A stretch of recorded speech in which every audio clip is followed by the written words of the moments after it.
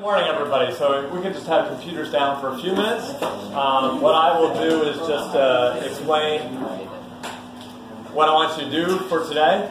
So today will be another work day in that I'm going to ask you to work on your Enneagram type and hopefully share that with us where you're at. The big task that we're layering on today is for you to identify your spiritual practice. And so let me just explain how you're going to do that, all right? So let's just go through this. So just to review where we're at. So all semester we've been talking about this horizontal and vertical. And so what I said last class is that the horizontal part is the psychology part. This is about finding yourself. This is the major task of adolescence. This is the major task for most of you until you're probably your mid to late 20s. So for you to start thinking about this when you're 14 and 15, like that is your life task, to figure out who you are on this horizontal plane. That is your psychological makeup. Now what I'm trying to do for you at age 14 or 15 is something else. And this is the part that you won't hear. I think you could go, most of you could go your whole life and not hear this. What I'm also trying to teach you is that from the perspective of religious traditions, you will not lead a satisfying life only by having the horizontal. What religious traditions say is that to actually find satisfaction in life, you have to connect to this vertical dimension. Remember Carl Jung's quote here, the decisive question for human beings is he or she related to something infinite or not? So what spiritual traditions try to do is give you a chance to open up beyond this horizontal to this vertical. We've been talking about it all semester.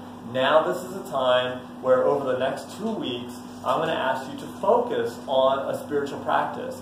Now in the past, I've had students just pick their spiritual practice, you know, whether it's Gabby, you did something coming out of your Foshan experience. You know, Cayman, you did art, because you like art. Malika, you were doing your the practice that you do for your out of your Hindu culture. So those things, and they all work. They all have worked really well in the past. Now, the new thing that I'm trying to do with you for the first time with 9th graders is see if you can match that to your Enneagram type. So we'll try to bring these two together.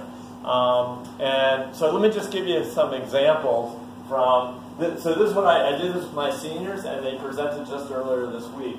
So here's a student. She's a 1. She's a perfectionist, she's articulate, she's smart, she presents really well. What she doesn't tell everybody, except in this class, she really is, super perfectionist. Like, little things bother her. If somebody's crinkling paper, if someone's like crossing their leg and kind of rocking their foot, all these types of kind of OCD tendencies really irritate her. And so she gets irritated by so many things, like every day. So the flip side of this, like kind of almost pinpoint intelligence that she has is that she's just irritated by things all the time and just drives her crazy. So what she decided to do is she actually first started with doing meditation, and it actually made her sensitivity hypersensitive. It actually drove her too far. She actually sat down, we talked for about an hour because it made her more OCD. So just an example, if this starts happening to you, like your spiritual practice makes you in some way more unbalanced, talk to me. And we just changed it. So what we came up with a much simpler thing. She's the type of kid that she wants something complicated and she's going to do it and do it better than anybody else. That's a perfectionist style. So what she decided to do is something much simpler. She has all these irritations in her life. So what she decided to do is she's going to write them down on slips of paper at night, her irritations, and then rip them up. A very simple spiritual practice, doesn't take very long. But she started doing this, just, have an irritation, I write it down at night, I rip it up, and I throw it away. That was it. But it helped her as a 1 perfectionist to let irritations come in and let them go. Let them come in, let them go. So that's an example of matching her Enneagram type to a spiritual practice. Here's another one, a 5-wing 4. 5-wing 4s, they tend to live in their heads a lot, and especially the 5s live in their heads. And now the 4s tend to be very creative, very artsy. So she ended up doing calligraphy, and she doesn't sleep very well. She gets up a lot of times at 2 a.m. in the morning.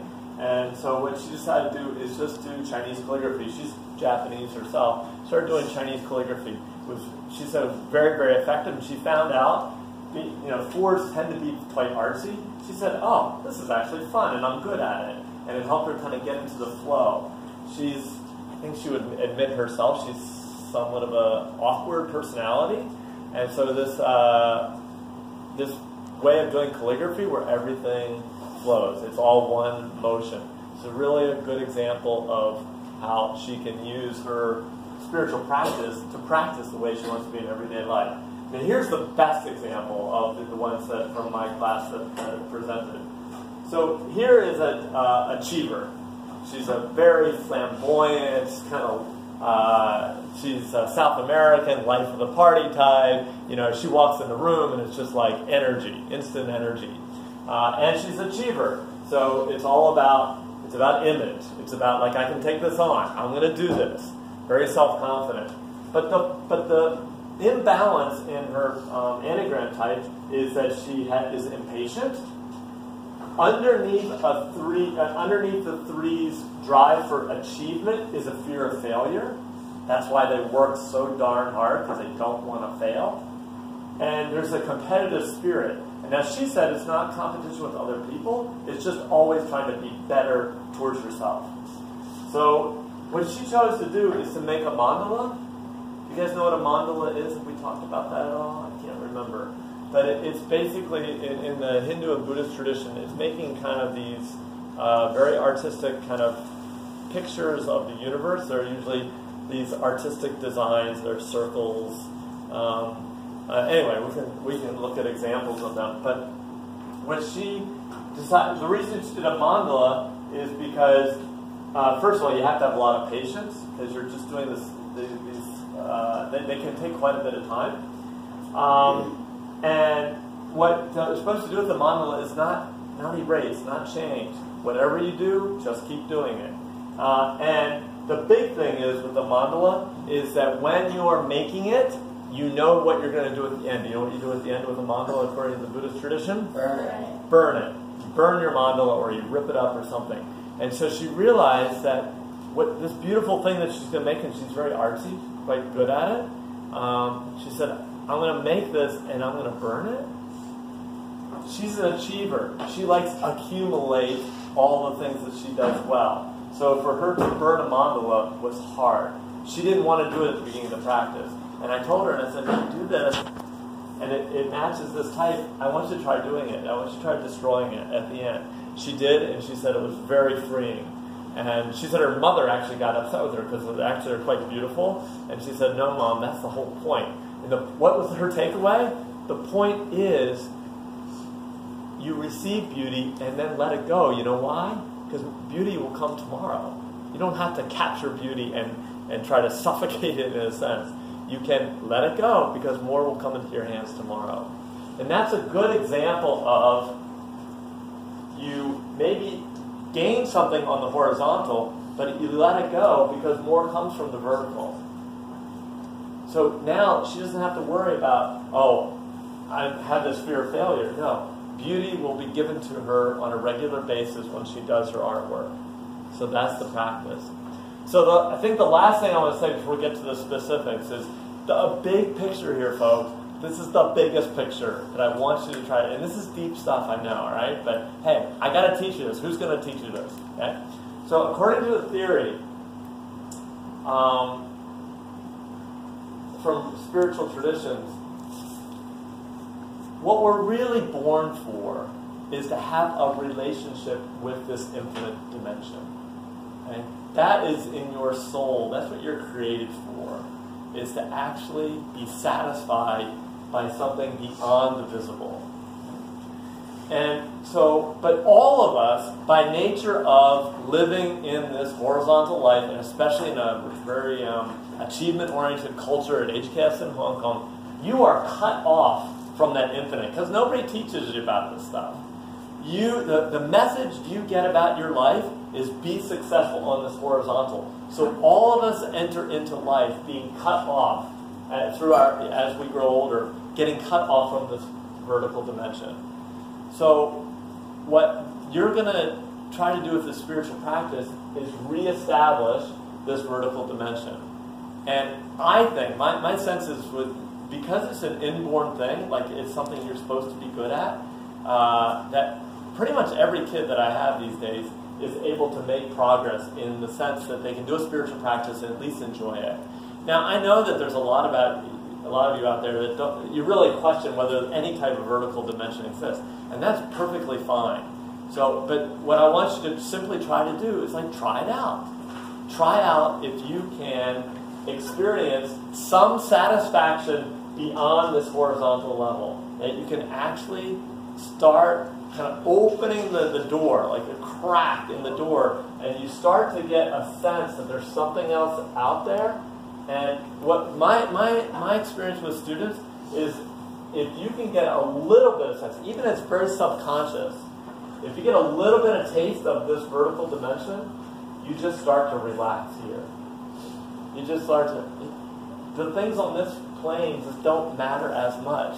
So you get a low grade in bio, well, there's more to life than getting high grades, because there's something else that you're connecting to. It can be very subtle and very subconscious, but if you, what I'm going to ask you to do is do it over the next 2 weeks, and hopefully you'll get some sense of it is, quote, working or not. So that's going to be your main homework over the next 2 weeks, is to do this. Okay? So let me say just a little bit more. So you're trying to figure out your Enneagram type, and then what you're going to do is pick a practice. So here's the second. You'll go to this this blog that I wrote, and so what I have here is I have lots of examples. Get to the examples here's a mandala. So here's all kinds of different types of practices. You can follow this practice, or you can make up your own practice. I'm very happy for you to design your own. But here's the mandala. Oh, here's Sharon. She's a junior. She burned her mandala. You can actually, I think, see a video of that. That was very effective. I hope it's back now. I have a really good book in the library if anybody's interested in the mandalas, and hopefully that can help you. Now, the next thing I want to talk about, we've talked about death meditation before, right?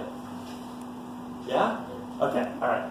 So I've had some kids that have had real success with this, but unfortunately I'm not very good at it myself, so I don't have a lot of tips. But if you want to try, for a couple kids this has worked really well, but not for everybody. If you want to work on the death meditation, this one kind of works every time. Gratitude letters. I'll tell you, I have a senior right now. She is one of the most balanced seniors I've ever seen. And I talked to her and I said, what do you think makes this work for you? And I said, you're not so stressed out like most seniors that I know that are. So she said, you know what? For the last 4 years, I just keep a gratitude journal. That is, she regularly writes down the things that she's thankful for. And she says she thinks that's what's made the difference. The research on this, and this is what you can do for the project, the research on gratitude as a spiritual practice is quite high. It seems to really help people to not be so absorbed about the horizontal, to be open to reality being a good thing. So gratitude letters where you can write to other people and express your gratitude. If somebody's really interested in journaling, we can kind of do journaling as a spiritual practice, but do it a little bit differently than the way you usually do it. We can talk about that. Here's again, process of the Foshan orphanage. Loving kindness meditation, which some of you have done. Now, if you'd like to combine the loving kindness meditation with other types of practices that match your Enneagram type, that would also be a really good thing. Okay? Loving kindness meditation. Here's calligraphy. Pretty much all the kids that do art projects like this are happy with it. So here's calligraphy. I've had several kids, this was a great shocker to me as 9th graders, and several kids last semester really got into fasting. And not so much like giving up food totally, because that's not a good thing for you guys as 9th graders. You'll disappear if you give up too much for very long.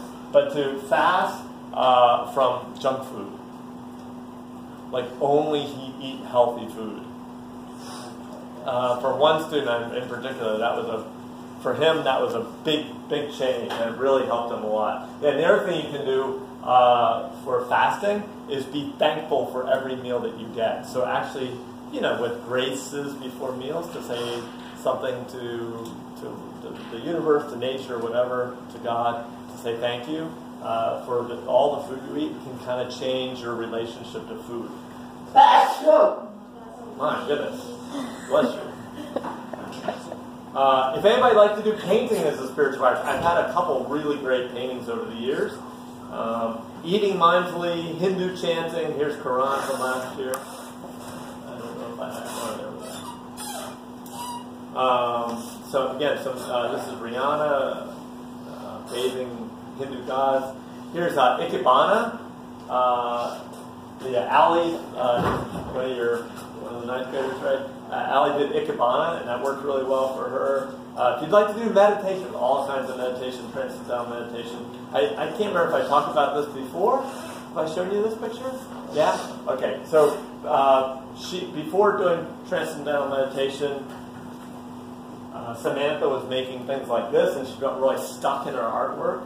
And after 2 weeks of meditation, she was making things like this. So,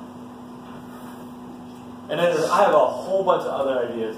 If you'd like to do yoga, especially if you're a head type, like a 5, 6, or 7, yoga is a great thing. I have all kinds of examples here too. The conscious walking, yeah. There's just lots of different things that you can do here. Different types of mudra meditation, qigong. All right. So do you understand the task? The task is I want you to, so I'll come around and talk to every person that's their Enneagram type. So you're trying to find your type and your wing. Once you've done that, you can identify your,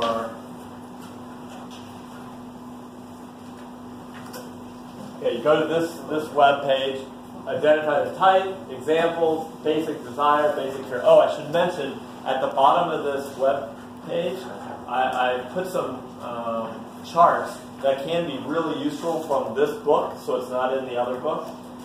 So, here's some contrasting. Powerful stuff. Here's the horizontal, and here's the vertical. The terms they use are personality and essence, sleep and wakefulness. Here's some more things. Here's the distortions of the types, how they take their good intent and turn them. So, for the ones, integrity becomes critical perfectionism. The 2, the desire to be loved, deteriorates into the need to be needed. So you can look at this, the direction of integration, how do you become a healthier version, like we were talking about when you came in there. Or the direction of disintegration. Yeah, so ones, disintegration, methodical ones become moody and irrational 4s. You can look at that. And yeah, so really the charts are really helpful. So those charts come from this book. Now, this book, I only have one of them right now. I'm ordering some more. But what they do is at the end of each chapter on each type, it actually gives some spiritual practices. So, so this could also help you as well. Okay? So I think that's enough information. So what I want you to do is get to work, figure out your Enneagram type, put it on if you haven't done it already, start putting it on Google Docs, Google presentations. And then the really important thing that we want to do is get you a spiritual practice that matches that. And you'll be doing this over the next 2 weeks. And I want you to keep it on a log. So you need to do it 10 times over the next 2 weeks. And then you'll do a presentation that'll be a summative presentation as you put all this information together. Okay?